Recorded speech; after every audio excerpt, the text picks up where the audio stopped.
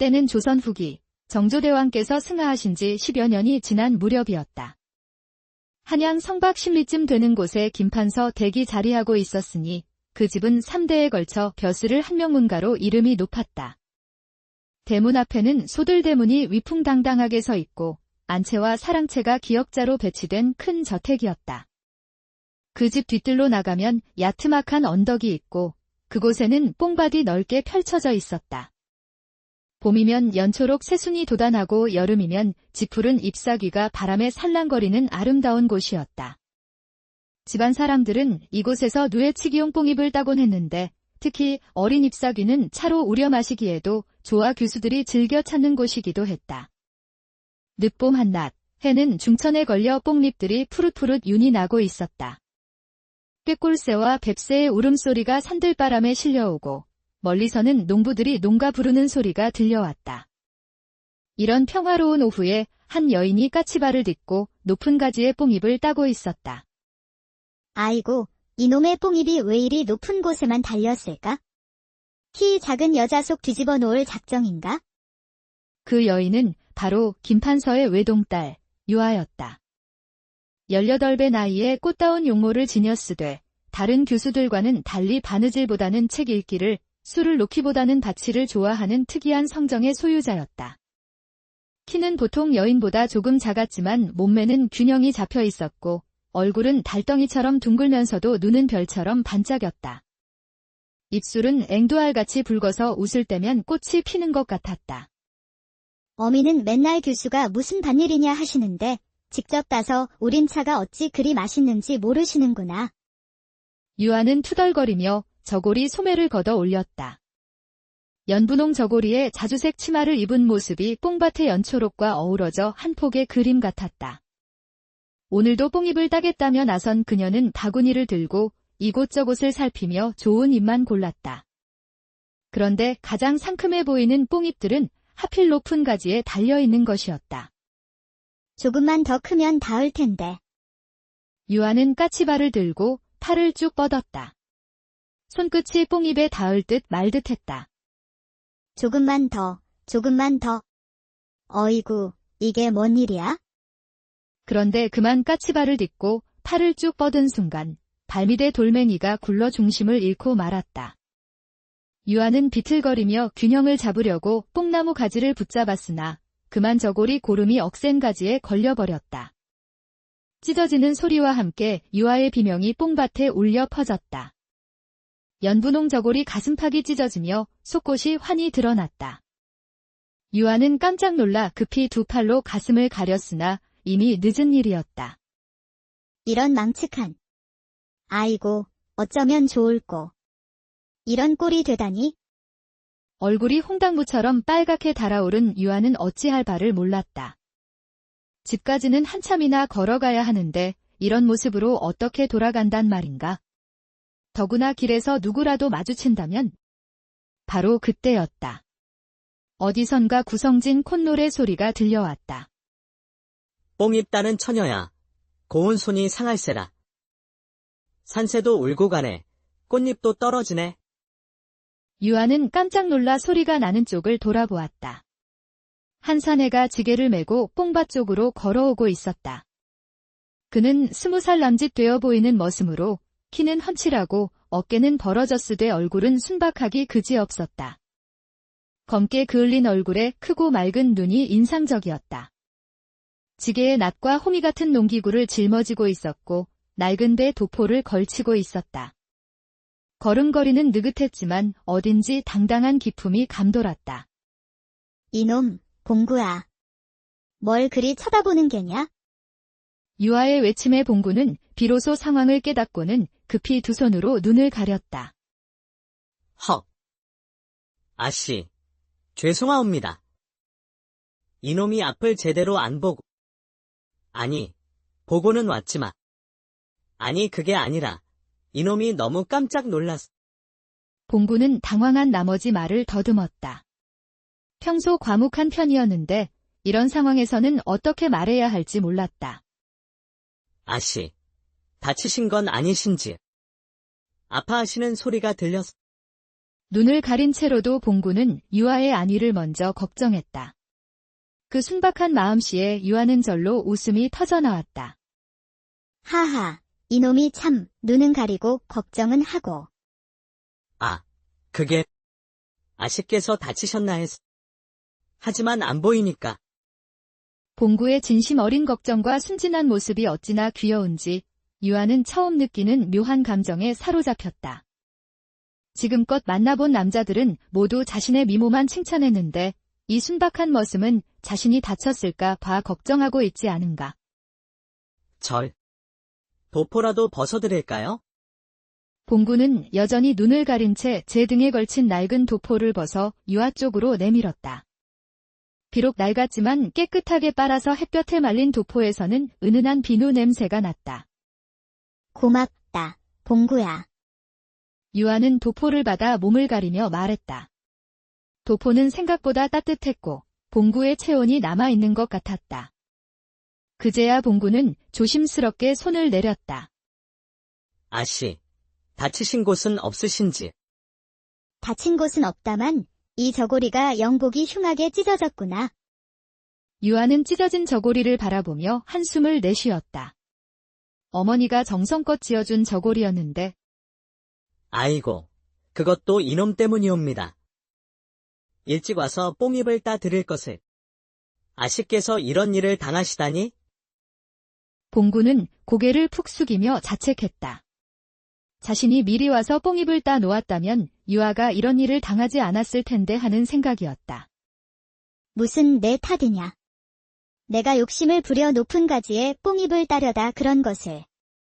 도리어 내가 도와주었으니 고마울 따름이다. 그래도 제가 뽕잎을 미리 따 놓았더라면 아씨 같은 귀한 분이 이런 고생을 하실 일. 봉구의 말에 유아는 슬며시 미소를 지었다. 다른 머슴들은 자신을 보면 고개도 제대로 들지 못했는데 이 사람은 이렇게 진솔하게 대화하고 있지 않은가? 너는 참 괜찮은 놈이구나, 봉구야. 이름이 봉구지? 예, 봉구이옵니다. 밭들봉, 자의 9구, 자 9번째로 태어났다 해서 그리 지었다고 부모님께서. 말하다가 봉구는 표정이 어두워졌다. 부모님을 떠올리며 슬픔이 스친 것이었다. 부모님이 계시지 않으시는구나. 예, 3년 전에 돌아가셨사옵니다. 유아는 봉구의 슬픈 표정을 보며 가슴이 아팠다. 이렇게 착한 사람이 부모까지 여의었다니. 그럼 혼자 지내는 개로구나. 외롭지 않느냐? 외롭기야 하지만 일이 있으니 견딜 만하옵니다. 그리고 우리 집 식구들이 모두 좋으셔서. 봉구는 김판서 댁 사람들을 식구라고 불렀다. 비록 머슴이지만 가족처럼 대해주는 것에 감사하는 마음이었다. 그 말에 유아는 봉구의 마음씨가 얼마나 고운지 새삼 느꼈다. 너는 정말 마음이 곱구나. 아씨께서 너무 칭찬을. 이놈은 그저 하던 일을 할 뿐이옵니다. 봉구는 얼굴이 붉어지며 머리를 극적였다. 이 도포는 내일 빨아서 돌려주마. 아, 아니옵니다. 그런 것까지 아씨께서 하실 일이. 괜찮다. 나도 빨래는 할 줄 안다. 어머니가 가르쳐 주셨거든. 유아는 웃으며 말했다. 봉구는 그 환한 미소에 넋을 잃고 바라보았다. 햇살 받은 꽃처럼 아름다운 웃음이었다. 그럼 감사히 받겠사옵니다. 그렇게 말하며 유아는 집으로 향했다. 뒤에서 봉구는 지게를 다시 매며 중얼거렸다. 참 특이한 아씨로구나. 다른 양반 아가씨들과는 영 다르시네. 빨래도 하신다니. 봉구의 눈에는 유아가 떠나간 방향이 한참 동안 아련하게 남아있었다. 한편 집으로 돌아간 유아는 어머니 마님을 만났다. 유아야, 뽕잎은 잘 땄느냐? 그런데 그 도포는 뭐냐? 어머님, 저고리가 찢어져서 봉구가 빌려준 것입니다. 봉구가. 그 머슴이. 마님은 눈썹을 찌푸렸다. 딸이 머슴의 옷을 빌려 입었다는 것이 못마땅했다. 어떻게 된 일이냐? 유아는 오늘 있었던 일을 간략히 설명했다. 물론 봉구와 나눈 대화나 자신이 느낀 묘한 감정에 대해서는 말하지 않았다. 아이고, 그런 일이. 그래도 머슴의 옷을 입다니. 빨리 벗고 목욕제기 하여라. 어머님, 봉구는 좋은 사람입니다. 제가 곤란할 때 도와주어는 거려. 좋은 사람이든 나쁜 사람이든 신부는 신분이다. 규수가 머슴과 그렇게 가까이 지내서는 안 된다. 마님의 엄한 말씀에 유아는 더 이상 말하지 못했다. 하지만 마음속으로는 봉구의 따뜻한 미소가 계속 떠올랐다. 그날 밤, 유아는 봉구의 도포를 정성스럽게 빨았다. 찬물에 비누를 풀어 조심조심 문질렀다. 도포에서 나는 봉구의 채취를 맡으며 가슴이 두근거렸다. 이상하다. 왜 이런 기분이 드는 걸까? 그날 이후 유아는 자꾸만 발걸음이 뽕밭으로 향했다. 처음에는 도포를 돌려주려는 핑계였지만 그 일이 끝난 후에도 계속 뽕밭을 찾았다. 요즘 너는 왜 이리 뽕밭만 드나드느냐? 예전에는 책 읽기를 그리 좋아하더니. 책도 읽고 뽕잎도 따고 둘 다 하면 안 되나요? 유아는 애매하게 대답했다. 사실은 봉구를 만나고 싶어서였지만 그런 말을 어떻게 할 수 있겠는가. 이렇게 하여 유아는 매일같이 뽕밭을 찾았다. 그때마다 봉구는 이미 와서 뽕잎을 따고 있었다. 땀이 이마에 송골송골 맺힌 채 묵묵히 일하는 모습이 왠지 정겹기만 했다. 봉구야, 오늘도 일찍 왔구나. 아씨께서 뽕잎을 좋아하신다 하시기에 좋은 것만 골라서 따 두었사옵니다. 봉구는 바구니 가득 싱싱한 뽕잎을 담아 유아에게 내밀었다. 이른 아침 이슬을 맞은 뽕잎들이 반짝반짝 빛났다. 이렇게 좋은 뽕잎. 고맙다, 봉구야. 유아는 그 마음씨에 감동하며 받아들였다. 봉구가 자신을 위해 일찍 나와 정성껏 뽕잎을 따 놓았다는 생각에 가슴이 따뜻해졌다. 그런데 너는 언제부터 우리 집에서 일하게 되었느냐? 3년 전부터입니다. 부모님을 여의고 갈 곳이 없어 헤매던 중에 김판서 어른께서 거두어 주셨사옵니다. 그랬군. 어떻게 돌아가셨느냐? 열병으로. 그해 여름에 열병이 돌아서 많은 분들이 돌아가셨는데 부모님도 그때. 봉구의 목소리가 낮아졌다. 아직도 부모님을 떠올리면 가슴이 아팠다. 그랬구나. 혼자 사는 것이 외롭지 않느냐? 외롭기야 하지만 일이 있으니 견딜 만하옵니다. 그리고 봉구는 말을 하다 멈췄다. 그리고 뭐냐? 아씨께서 자주 오시니 덜 외롭사옵니다. 그 솔직한 말에 유아의 가슴이 두근거렸다. 자신도 모르게 얼굴이 붉어지는 것을 느꼈다. 이놈이 무슨 말을. 그런 말 함부로 하는 게 아니다. 죄송하옵니다.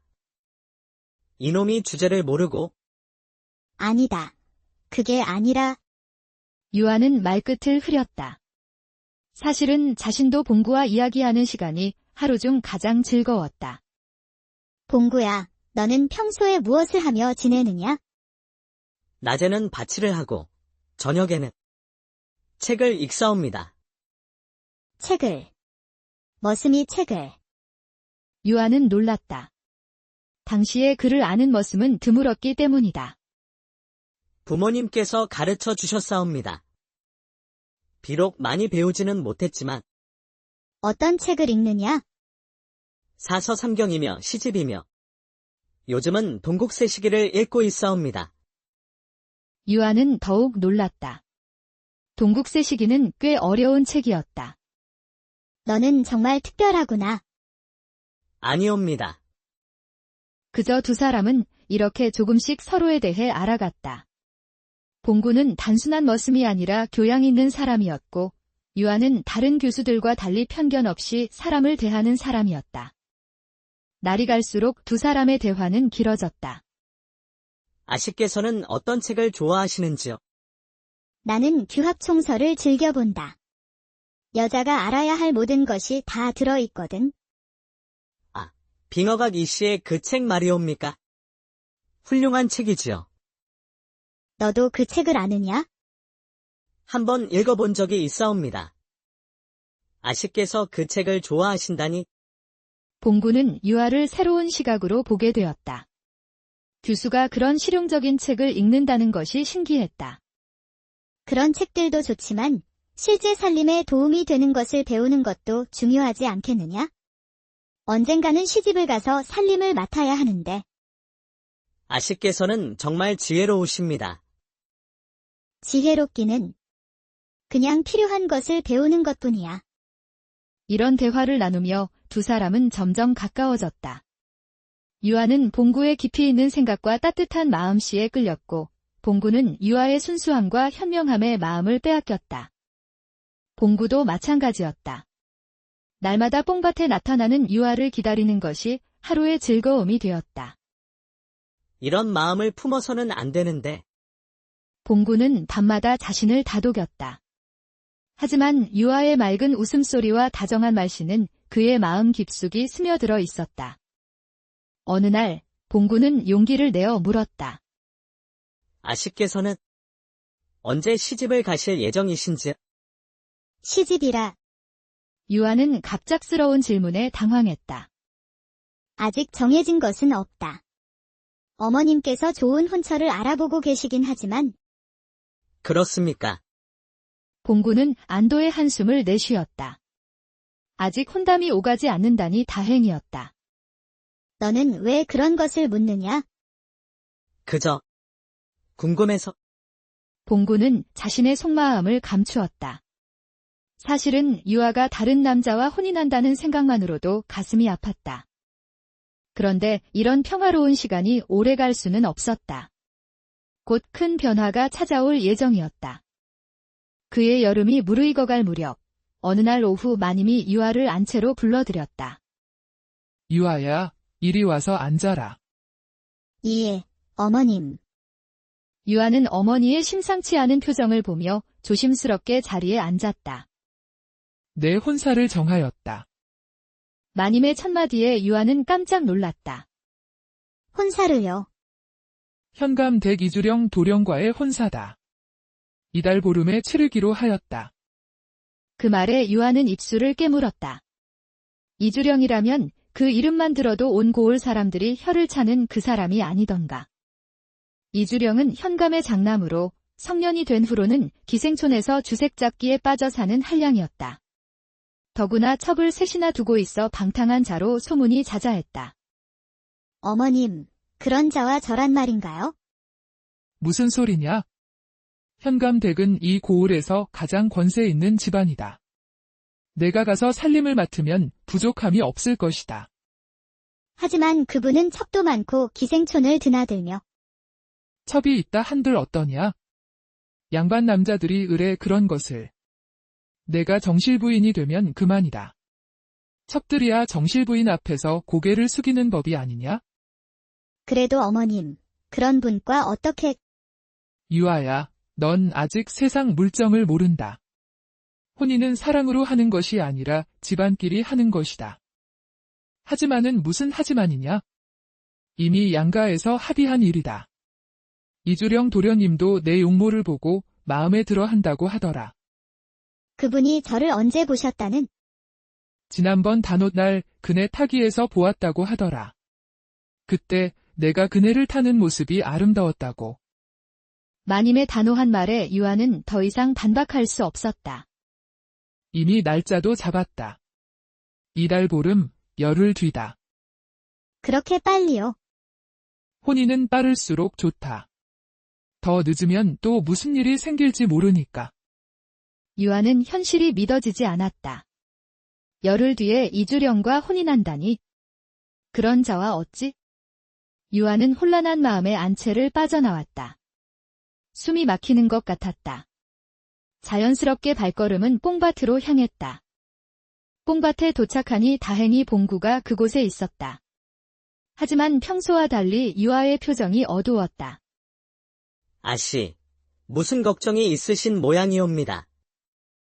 얼굴빛이 좋지 않으신데. 아니다. 그냥 무슨 일이든 혼자 끙끙 앓지 마시고 말씀해 보시옵소서. 이놈이 들어드릴 수는 있사옵니다. 그 따뜻한 말에 유아는 그만 속마음을 털어놓고 말았다. 혼사 말이다. 봉구의 얼굴이 일순간 굳어졌다. 이미 첩이 셋이나 있는 자와 혼인하라 하니. 그런 자의 넷째가 되는 것이 무슨 복이란 말이냐? 봉구는 그 말에 큰 충격을 받았다. 유아가 혼인한다니 그것도 그런 자와 마음이 무너지는 것 같았다. 아씨께서는 그 혼사를 원하지 않으시는 것이옵니까? 원할 리가 있느냐? 하지만 부모님 뜻을 거스를 수도 없고 더구나 벌써 날짜까지 잡혔다고 하니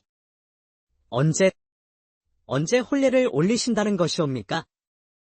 이달 보름. 열흘 뒤다. 봉구는 주먹을 꽉 쥐었다가 폈다. 열흘.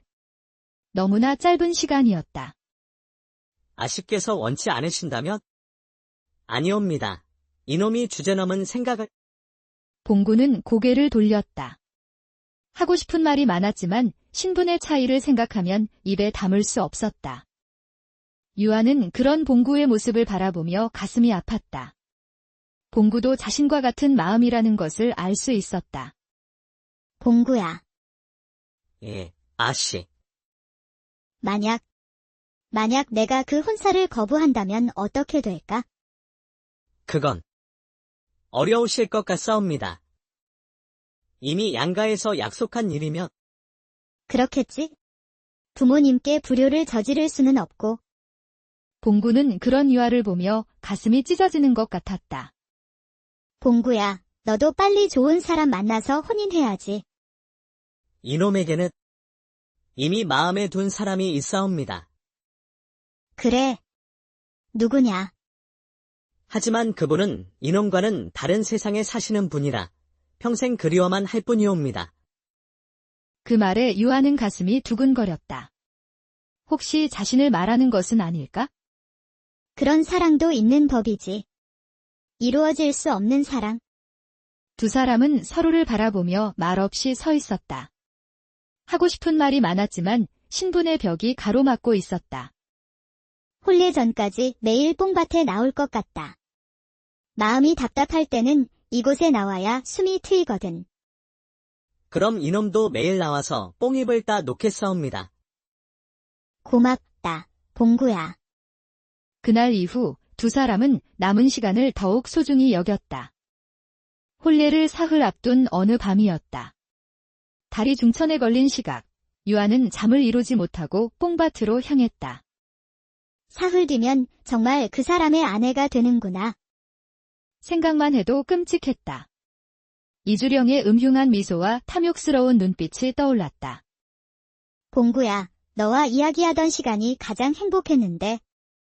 그때 갑자기 말발굽 소리가 들려왔다. 유아는 깜짝 놀라 뒤를 돌아보았다. 술 냄새와 함께 나타난 것은 이주령이었다. 달빛 아래에서도 그의 얼굴이 술에 취해 붉어져 있는 것이 보였다. 이런 밤중에 아씨께서 홀로 나와 계시다니 참 운이 좋구나. 이주령은 비틀거리며 말에서 내렸다. 유아는 본능적으로 뒤로 물러섰다. 도련님, 이런 밤중에 웬일이십니까? 웬일이긴. 곧 내 아내가 될 사람을 보러 온 것이지. 이주령은 유아에게 다가오며 음흉한 미소를 지었다. 술 냄새가 코를 찔렀다. 사흘이 뭐가 대수냐. 이 몸이 아씨 될 사람 미리 맛본들 어찌 나쁘겠느냐. 도련님, 그런 말씀을. 어차피 며칠 뒤면 내 사람이 될 텐데 조금 일찍 안아본들 무슨 대수겠느냐. 이주령은 유아의 손목을 거칠게 붙잡았다. 놓으십시오. 이래서는 안 됩니다. 유아는 필사적으로 몸부림쳤지만 이주령의 힘이 셌다. 안 될 게 뭐가 있다는 게냐. 더구나 이런 밤중에 혼자 나온 것을 보니 너도 그런 마음이 있는 것 아니냐. 그런 게 아닙니다. 그냥 답답해서 바람이나 쐬려고. 바람을 쐰다고? 하, 좋다. 그럼 내가 시원하게 해주마. 이주령은 유아를 뽕나무에 밀어붙였다. 제발 그만하십시오. 유아는 울먹이며 애원했지만 이주령은 듣지 않았다. 바로 그때였다. 어둠 속에서 쇠스랑을 든 봉구가 나타났다. 이런 짐승 같은 놈이. 아씨에게서 손을 떼라. 봉구의 목소리는 평소와 달리 위협적이었다. 분노에 차 있었다.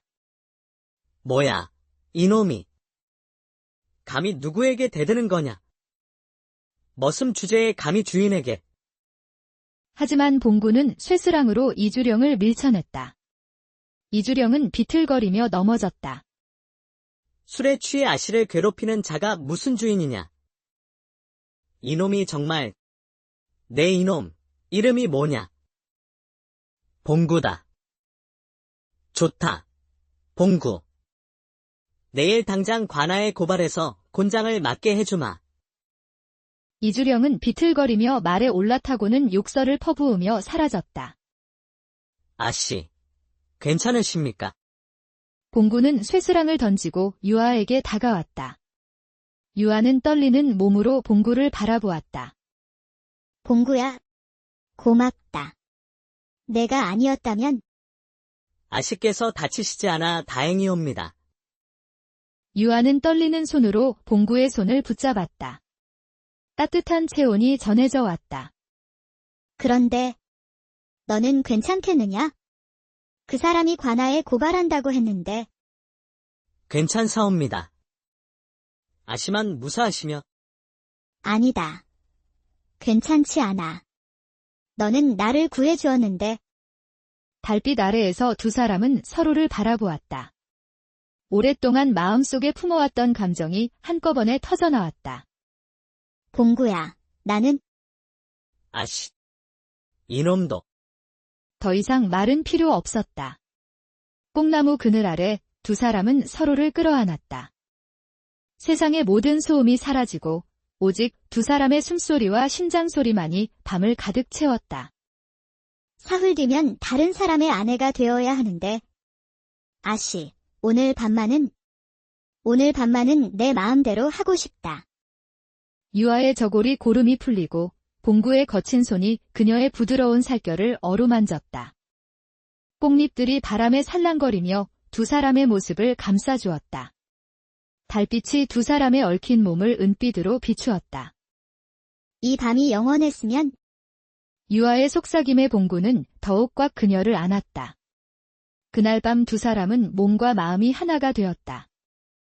하지만 행복한 시간은 짧았다. 새벽이 밝아오자 현실이 다시 찾아왔다. 이제 어떻게 해야 할까?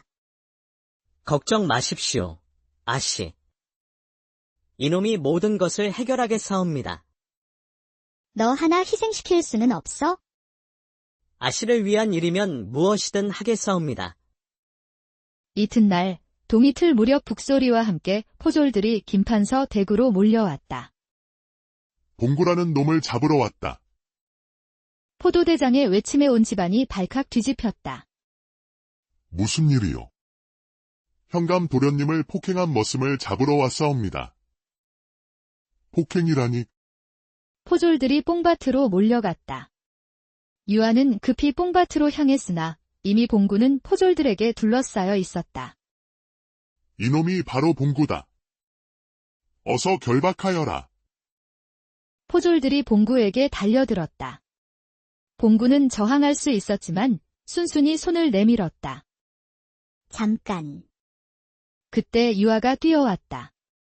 모든 사람들이 숨을 죽이고 유아를 바라보았다. 이 사람은 내 서방이요. 순간 뽕밭이 쥐 죽은 듯 조용해졌다. 포도대장이 놀라며 물었다. 뭐라고 하셨소? 혼례 전에 몸을 주었소. 이 사람과는 이미 100년 가약을 맺었단 말이오. 유아의 선언에 포졸들은 어찌할 바를 몰랐다. 양반댁 교수가 이런 말을 한다는 것은 상상할 수도 없는 일이었다. 아씨, 그런 말씀을 어찌? 이미 정해진 일을 어찌 거짓이라 하겠소? 이 사람은 내 남편이요. 그때 김판서와 마님이 달려왔다. 마님은 딸의 말을 듣고 기절할 뻔했다. 유아야, 너 지금 무슨 짓을 하는 게냐? 어머님, 이미 엎질러진 물입니다. 이런 천하의 못된 것. 어서 그놈에게서 떨어져라. 하지만 유아는 봉구의 팔을 꽉 껴안으며 물러서지 않았다. 저는 이 사람과 정을 통했으니 이 사람 외에는 다른 남자를 남편으로 모실 수 없습니다. 김판서는 땅이 꺼지는 것 같았다. 딸이 머슴과 그런 관계를 맺었다니. 유아야, 네가 정말 예, 아버님. 죄송합니다.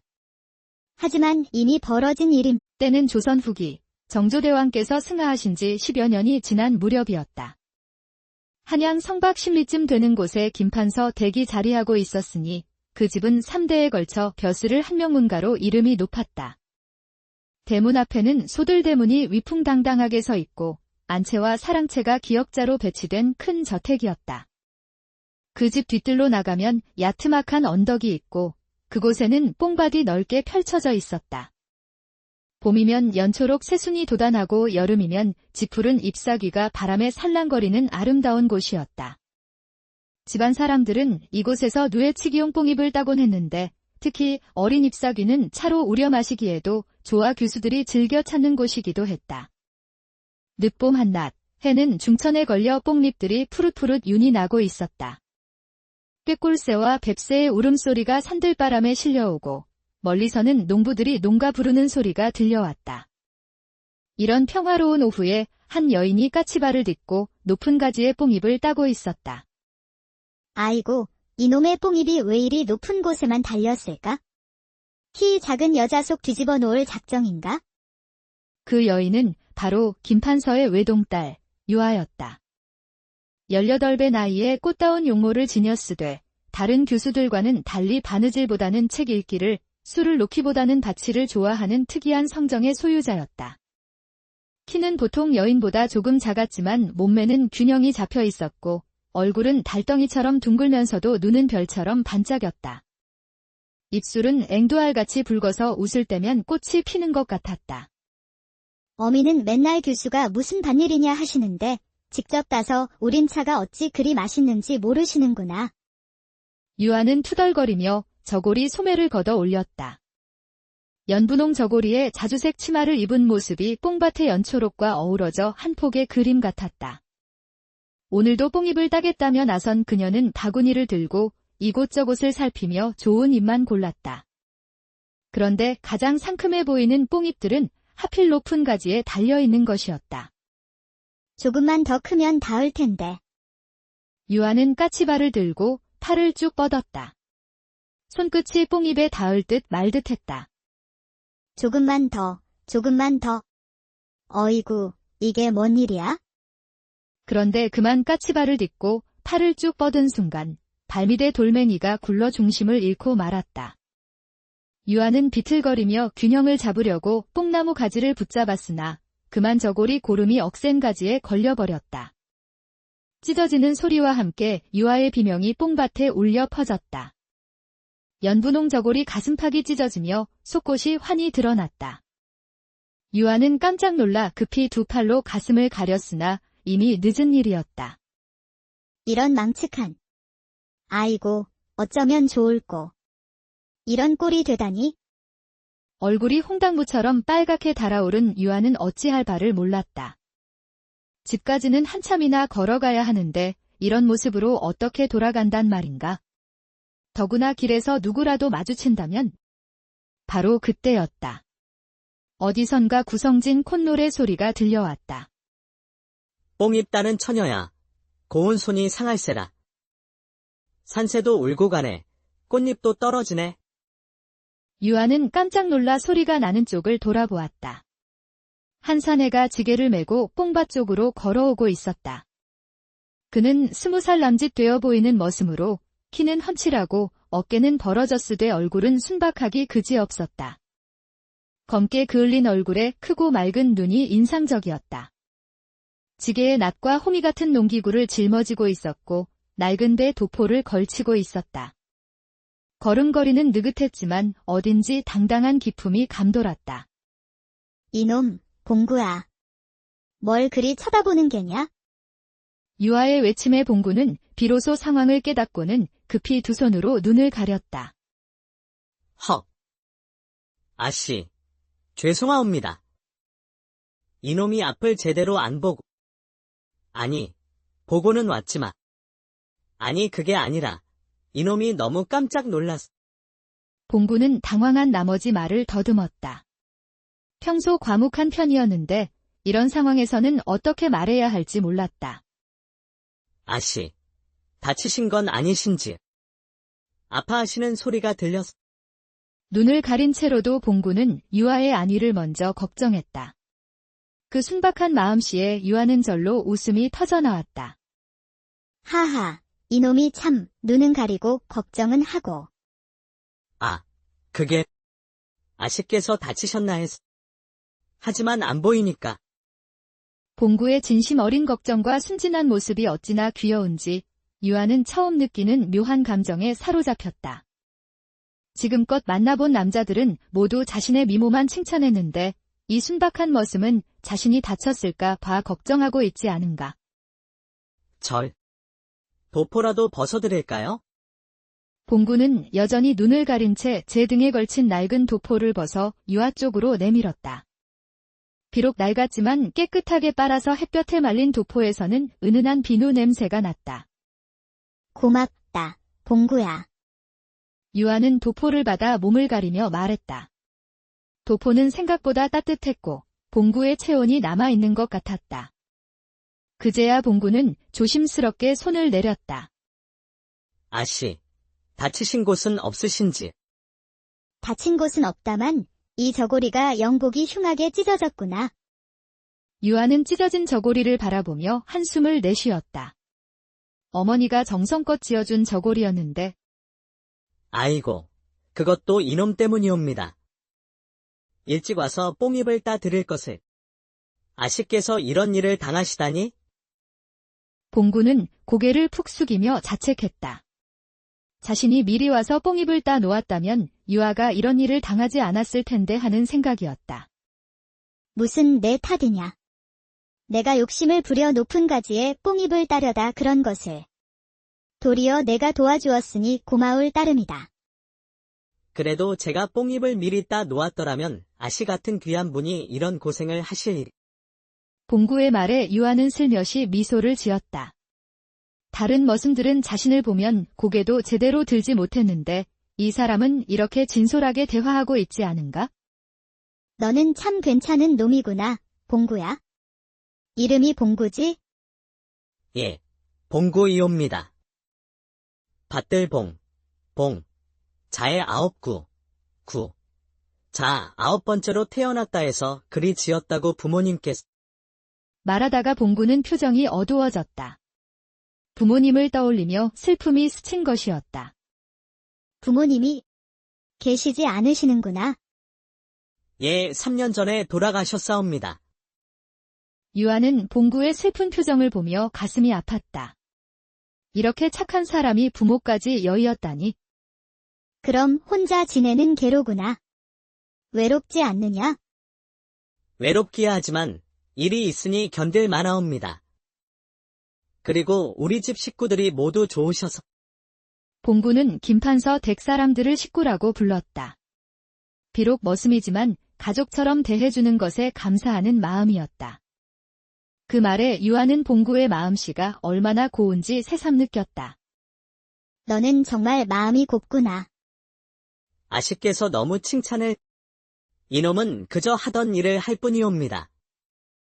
봉구는 얼굴이 붉어지며 머리를 극적였다. 이 도포는 내일 빨아서 돌려주마. 아, 아니옵니다. 그런 것까지 아씨께서 하실 일이. 괜찮다. 나도 빨래는 할 줄 안다. 어머니가 가르쳐 주셨거든. 유아는 웃으며 말했다. 봉구는 그 환한 미소에 넋을 잃고 바라보았다. 햇살 받은 꽃처럼 아름다운 웃음이었다. 그럼 감사히 받겠사옵니다. 그렇게 말하며 유아는 집으로 향했다. 뒤에서 봉구는 지게를 다시 매며 중얼거렸다. 참, 특이한 아씨로구나. 다른 양반 아가씨들과는 영 다르시네. 빨래도 하신다니. 봉구의 눈에는 유아가 떠나간 방향이 한참 동안 아련하게 남아 있었다. 한편 집으로 돌아간 유아는 어머니 마님을 만났다. 유아야, 뽕잎은 잘 땄느냐? 그런데 그 도포는 뭐냐? 어머님, 저고리가 찢어져서 봉구가 빌려준 것입니다. 봉구가. 그 머슴이. 마님은 눈썹을 찌푸렸다. 딸이 머슴의 옷을 빌려 입었다는 것이 못마땅했다. 어떻게 된 일이냐? 유아는 오늘 있었던 일을 간략히 설명했다. 물론 봉구와 나눈 대화나 자신이 느낀 묘한 감정에 대해서는 말하지 않았다. 아이고, 그런 일이. 그래도 머슴의 옷을 입다니. 빨리 벗고 목욕제기 하여라.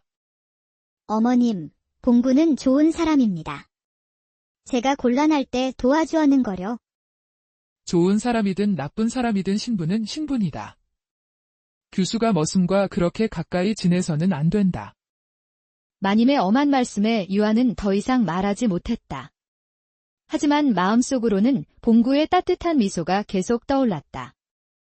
그날 밤, 유아는 봉구의 도포를 정성스럽게 빨았다. 찬물에 비누를 풀어 조심조심 문질렀다. 도포에서 나는 봉구의 채취를 맡으며 가슴이 두근거렸다. 이상하다. 왜 이런 기분이 드는 걸까? 그날 이후 유아는 자꾸만 발걸음이 뽕밭으로 향했다. 처음에는 도포를 돌려주려는 핑계였지만 그 일이 끝난 후에도 계속 뽕밭을 찾았다. 요즘 너는 왜 이리 뽕밭만 드나드느냐? 예전에는 책 읽기를 그리 좋아하더니. 책도 읽고 뽕잎도 따고 둘 다 하면 안 되나요? 유아는 애매하게 대답했다. 사실은 봉구를 만나고 싶어서였지만 그런 말을 어떻게 할 수 있겠는가. 이렇게 하여 유아는 매일같이 뽕밭을 찾았다. 그때마다 봉구는 이미 와서 뽕잎을 따고 있었다. 땀이 이마에 송골송골 맺힌 채 묵묵히 일하는 모습이 왠지 정겹기만 했다. 봉구야, 오늘도 일찍 왔구나. 아씨께서 뽕잎을 좋아하신다 하시기에 좋은 것만 골라서 따 두었사옵니다. 봉구는 바구니 가득 싱싱한 뽕잎을 담아 유아에게 내밀었다. 이른 아침 이슬을 맞은 뽕잎들이 반짝반짝 빛났다. 이렇게 좋은 뽕잎. 고맙다, 봉구야. 유아는 그 마음씨에 감동하며 받아들였다. 봉구가 자신을 위해 일찍 나와 정성껏 뽕잎을 따 놓았다는 생각에 가슴이 따뜻해졌다.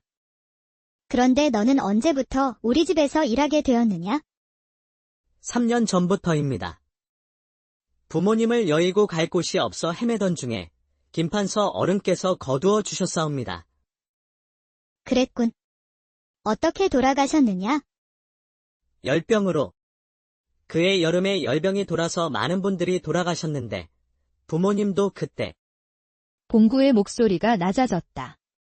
아직도 부모님을 떠올리면 가슴이 아팠다.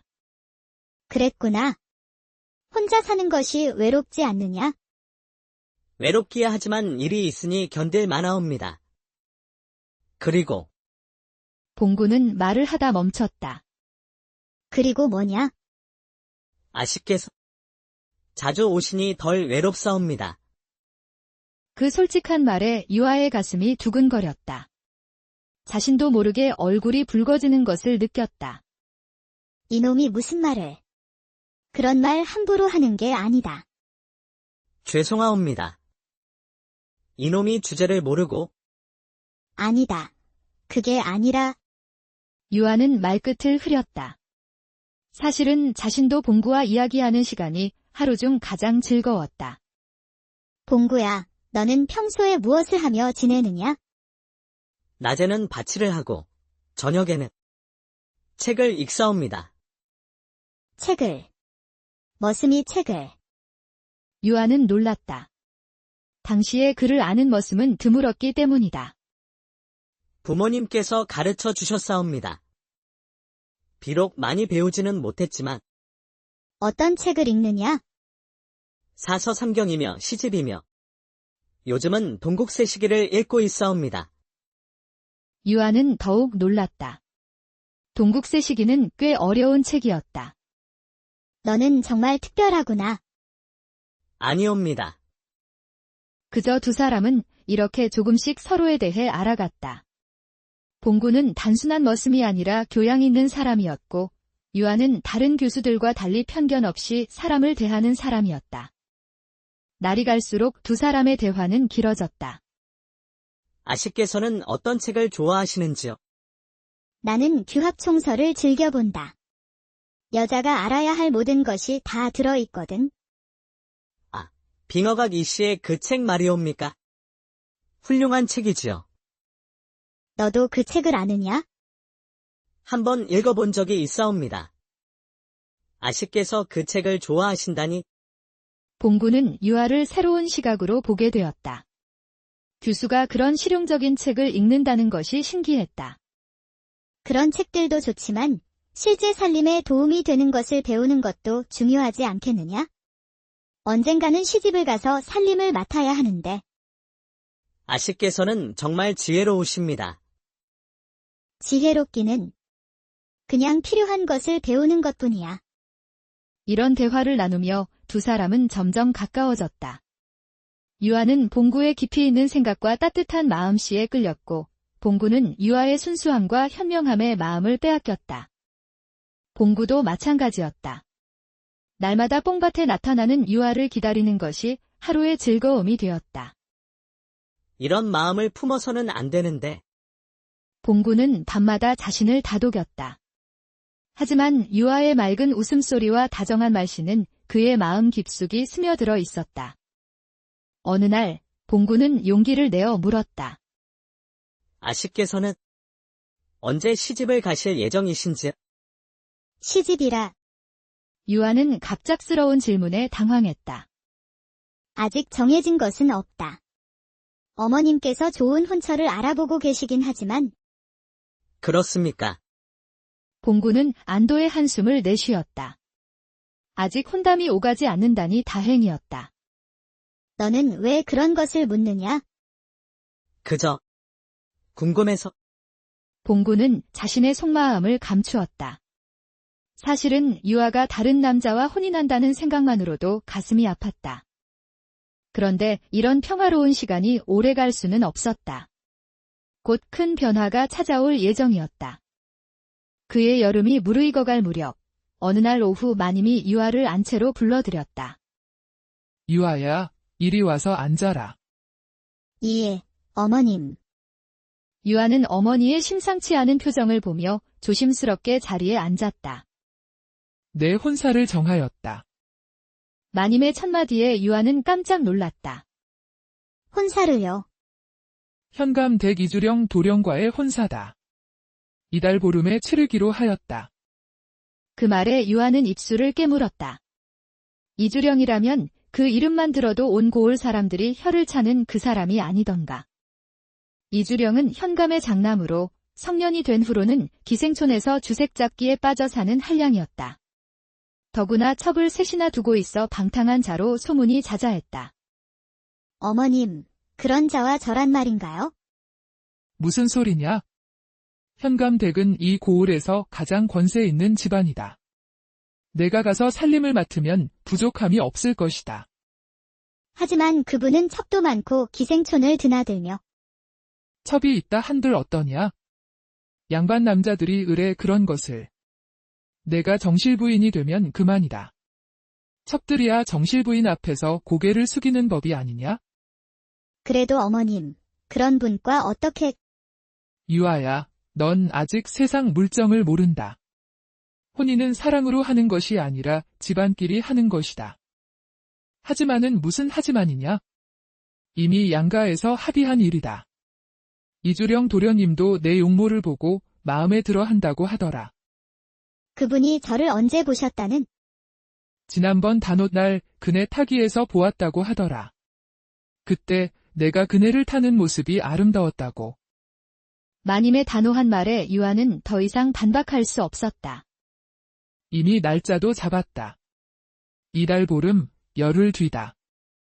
그렇게 빨리요. 혼인은 빠를수록 좋다. 더 늦으면 또 무슨 일이 생길지 모르니까. 유아는 현실이 믿어지지 않았다. 열흘 뒤에 이주령과 혼인한다니. 그런 자와 어찌? 유아는 혼란한 마음에 안채를 빠져나왔다. 숨이 막히는 것 같았다. 자연스럽게 발걸음은 뽕밭으로 향했다. 뽕밭에 도착하니 다행히 봉구가 그곳에 있었다. 하지만 평소와 달리 유아의 표정이 어두웠다. 아씨, 무슨 걱정이 있으신 모양이옵니다. 얼굴빛이 좋지 않으신데. 아니다. 그냥 무슨 일이든 혼자 끙끙 앓지 마시고 말씀해 보시옵소서. 이놈이 들어드릴 수는 있사옵니다. 그 따뜻한 말에 유아는 그만 속마음을 털어놓고 말았다. 혼사 말이다. 봉구의 얼굴이 일순간 굳어졌다. 이미 첩이 셋이나 있는 자와 혼인하라 하니. 그런 자의 넷째가 되는 것이 무슨 복이란 말이냐? 봉구는 그 말에 큰 충격을 받았다. 유아가 혼인한다니 그것도 그런 자와. 마음이 무너지는 것 같았다. 아씨께서는 그 혼사를 원하지 않으시는 것이옵니까? 원할 리가 있느냐? 하지만 부모님 뜻을 거스를 수도 없고 더구나 벌써 날짜까지 잡혔다고 하니. 언제 혼례를 올리신다는 것이옵니까? 이달 보름. 열흘 뒤다. 봉구는 주먹을 꽉 쥐었다가 폈다. 열흘. 너무나 짧은 시간이었다. 아씨께서 원치 않으신다면? 아니옵니다. 이놈이 주제넘은 생각을. 봉구는 고개를 돌렸다. 하고 싶은 말이 많았지만 신분의 차이를 생각하면 입에 담을 수 없었다. 유아는 그런 봉구의 모습을 바라보며 가슴이 아팠다. 봉구도 자신과 같은 마음이라는 것을 알 수 있었다. 봉구야, 예, 아씨. 만약 내가 그 혼사를 거부한다면 어떻게 될까? 그건 어려우실 것 같사옵니다. 이미 양가에서 약속한 일이면. 그렇겠지? 부모님께 불효를 저지를 수는 없고. 봉구는 그런 유아를 보며 가슴이 찢어지는 것 같았다. 봉구야, 너도 빨리 좋은 사람 만나서 혼인해야지. 이놈에게는 이미 마음에 둔 사람이 있사옵니다. 그래. 누구냐? 하지만 그분은 이놈과는 다른 세상에 사시는 분이라 평생 그리워만 할 뿐이옵니다. 그 말에 유아는 가슴이 두근거렸다. 혹시 자신을 말하는 것은 아닐까? 그런 사랑도 있는 법이지. 이루어질 수 없는 사랑. 두 사람은 서로를 바라보며 말없이 서 있었다. 하고 싶은 말이 많았지만 신분의 벽이 가로막고 있었다. 혼례 전까지 매일 뽕밭에 나올 것 같다. 마음이 답답할 때는 이곳에 나와야 숨이 트이거든. 그럼 이놈도 매일 나와서 뽕잎을 따 놓겠사옵니다. 고맙다, 봉구야. 그날 이후 두 사람은 남은 시간을 더욱 소중히 여겼다. 혼례를 사흘 앞둔 어느 밤이었다. 달이 중천에 걸린 시각, 유아는 잠을 이루지 못하고 뽕밭으로 향했다. 사흘 뒤면 정말 그 사람의 아내가 되는구나. 생각만 해도 끔찍했다. 이주령의 음흉한 미소와 탐욕스러운 눈빛이 떠올랐다. 봉구야, 너와 이야기하던 시간이 가장 행복했는데. 그때 갑자기 말발굽 소리가 들려왔다. 유아는 깜짝 놀라 뒤를 돌아보았다. 술 냄새와 함께 나타난 것은 이주령이었다. 달빛 아래에서도 그의 얼굴이 술에 취해 붉어져 있는 것이 보였다. 이런 밤중에 아씨께서 홀로 나와 계시다니 참 운이 좋구나. 이주령은 비틀거리며 말에서 내렸다. 유아는 본능적으로 뒤로 물러섰다. 도련님, 이런 밤중에 웬일이십니까? 웬일이긴. 곧 내 아내가 될 사람을 보러 온 것이지. 이주령은 유아에게 다가오며 음흉한 미소를 지었다. 술 냄새가 코를 찔렀다. 사흘이 뭐가 되수냐. 이 몸이 아씨 될 사람 미리 맛본들 어찌 나쁘겠느냐. 도련님, 그런 말씀을. 어차피 며칠 뒤면 내 사람이 될 텐데 조금 일찍 안아본들 무슨 대수겠느냐. 이주령은 유아의 손목을 거칠게 붙잡았다. 놓으십시오. 이래서는 안 됩니다. 유아는 필사적으로 몸부림쳤지만 이주령의 힘이 셌다. 안 될 게 뭐가 있다는 게냐. 더구나 이런 밤중에 혼자 나온 것을 보니 너도 그런 마음이 있는 것 아니냐. 그런 게 아닙니다. 그냥 답답해서 바람이나 쐬려고. 바람을 쐰다고? 하, 좋다. 그럼 내가 시원하게 해주마. 이주령은 유아를 뽕나무에 밀어붙였다. 제발 그만하십시오. 유아는 울먹이며 애원했지만 이주령은 듣지 않았다. 바로 그때였다. 어둠 속에서 쇠스랑을 든 봉구가 나타났다. 이런 짐승 같은 놈이. 아씨에게서 손을 떼라. 봉구의 목소리는 평소와 달리 위협적이었다. 분노에 차 있었다. 뭐야, 이놈이. 감히 누구에게 대드는 거냐? 머슴 주제에 감히 주인에게. 하지만 봉구는 쇠스랑으로 이주령을 밀쳐냈다. 이주령은 비틀거리며 넘어졌다. 술에 취해 아씨를 괴롭히는 자가 무슨 주인이냐? 이놈이 정말. 내 이놈, 이름이 뭐냐? 봉구다. 좋다. 봉구. 내일 당장 관아에 고발해서 곤장을 맞게 해주마. 이주령은 비틀거리며 말에 올라타고는 욕설을 퍼부으며 사라졌다. 아씨, 괜찮으십니까? 봉구는 쇠스랑을 던지고 유아에게 다가왔다. 유아는 떨리는 몸으로 봉구를 바라보았다. 봉구야, 고맙다. 내가 아니었다면 아씨께서 다치시지 않아 다행이옵니다. 유아는 떨리는 손으로 봉구의 손을 붙잡았다. 따뜻한 체온이 전해져 왔다. 그런데 너는 괜찮겠느냐? 그 사람이 관아에 고발한다고 했는데. 괜찮사옵니다. 아씨만 무사하시며. 아니다. 괜찮지 않아. 너는 나를 구해주었는데. 달빛 아래에서 두 사람은 서로를 바라보았다. 오랫동안 마음속에 품어왔던 감정이 한꺼번에 터져나왔다. 봉구야, 나는 아씨. 이놈도. 더 이상 말은 필요 없었다. 뽕나무 그늘 아래 두 사람은 서로를 끌어안았다. 세상의 모든 소음이 사라지고 오직 두 사람의 숨소리와 심장소리만이 밤을 가득 채웠다. 사흘 뒤면 다른 사람의 아내가 되어야 하는데. 아씨, 오늘 밤만은 내 마음대로 하고 싶다. 유아의 저골이 고름이 풀리고 봉구의 거친 손이 그녀의 부드러운 살결을 어루만졌다. 꽃잎들이 바람에 살랑거리며 두 사람의 모습을 감싸주었다. 달빛이 두 사람의 얽힌 몸을 은빛으로 비추었다.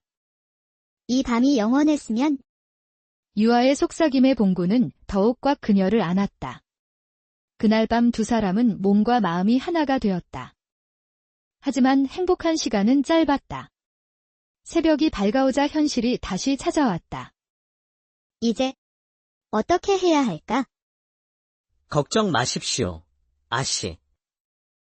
이놈이 모든 것을 해결하겠사옵니다. 너 하나 희생시킬 수는 없어? 아씨를 위한 일이면 무엇이든 하겠사옵니다. 이튿날 동이틀 무렵 북소리와 함께 포졸들이 김판서 대구로 몰려왔다. 봉구라는 놈을 잡으러 왔다. 포도대장의 외침에 온 집안이 발칵 뒤집혔다. 무슨 일이요? 현감 도련님을 폭행한 머슴을 잡으러 왔사옵니다. 폭행이라니. 포졸들이 뽕밭으로 몰려갔다. 유아는 급히 뽕밭으로 향했으나 이미 봉구는 포졸들에게 둘러싸여 있었다. 이놈이 바로 봉구다. 어서 결박하여라. 포졸들이 봉구에게 달려들었다. 봉구는 저항할 수 있었지만 순순히 손을 내밀었다. 잠깐. 그때 유아가 뛰어왔다. 모든 사람들이 숨을 죽이고 유아를 바라보았다. 이 사람은 내 서방이요.